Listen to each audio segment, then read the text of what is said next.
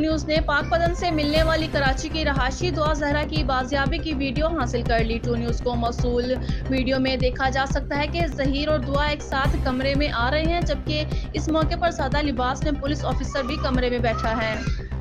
नुमाइंदा to news का कहना है कि दुआ जहरा पाकपतन के कस्बा 40 SPI से बरामद हुई है।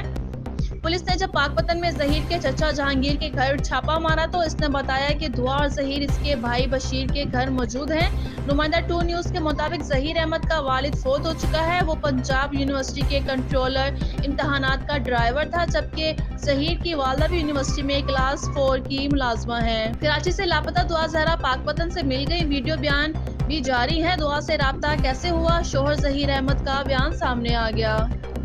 मेरा नाम दुआ काज़मी है। मैंने अपनी मर्ज़ी से ज़हीर अहमद से शादी की है। मैं खुद आई हूँ, मुझे किसी ने किडनैप नहीं किया और मैं ज़हीर अहमद के साथ रहना चाहती हूँ, घर वापस नहीं जाना चाहती। मैं घर से कोई भी कीमती सामान नहीं लाई और अपनी मर्ज़ी से मैंने निकाह किया है, कोर्ट मैरिज।